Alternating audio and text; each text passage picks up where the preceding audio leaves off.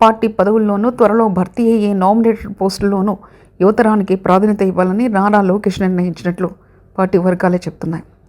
Party ఫేస్ను, గ్లామర్ను పూర్తిగా మార్చివేయాలని, ముసలి కంపును వదిలించుకోవాలన్న నిర్ణయానికి లోకేష్ వచ్చారని అంటున్నారు. అందులో భాగంగా ఇప్పటి నుంచి లోకేష్ పార్టీపై పట్టు పెంచుకునే ప్రయత్నాలు ప్రారంభించారు. తనకంటూ ఓ వర్గాన్ని ఇప్పటి నుంచే క్రియేట్ చేసుకున్నారు.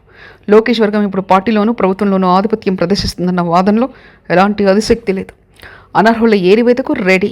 యువగలం పాదయాత్ర నుంచే నారా లోకేష్ ఇప్పటి నుంచే కాదు, దాదాపు 10 ఏళ్ల నుంచి పార్టీలో వెనకుండి కొన్నాళ్ళు ప్రత్యక్షంగా 2014 తర్వాత పూర్తిగా తన చేతుల్లోకి తీసుకున్నారు.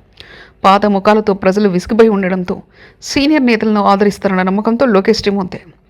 చంద్రబాబు నాయుడు కూడా దాదాపు అదే అభిప్రాయంలో ఉన్నారు. అందుకే టీం మొత్తాన్ని మార్చే పనిలో ఉన్నారు. లోకేష్ యువగలం పాదయాత్ర నుంచి చురుకైన నేతలను ఎంపిక చేసుకున్నారు. వారితో నీ నియోజకవర్గంలో పార్టీ పనులు కానిచ్చేస్తున్నారని వెనికిడే. సీనియర్ నేతలు మరొకరిని ఎదగనివ్వకపోవడంతో కొంత తెలుగు యువతలో అసంతృప్తి ఉందని భావించిన లోకేష్ యువతకు ప్రాధాన్యత ఇవ్వాలని నిర్ణయించారు. 4 దశాబ్దాల నుండి తెలుగుదేశం పార్టీలో అవే ముఖాలు. ఎప్పుడు పార్టీ అధికారంలోకి వచ్చినా వారే మంత్రులు, వారే జిల్లా పార్టీ అధ్యక్షులు. అధికారంలోకి రాకపోయినా వారి కనుసన్నుల్లోనే జిల్లా పార్టీ నడవాల్సిందే. అందుకే మర్రి చెట్టు కింద మరొకటి ఎదగనివ్వదన్నట్లు పార్టీలో పరిస్థితి తయారైంది.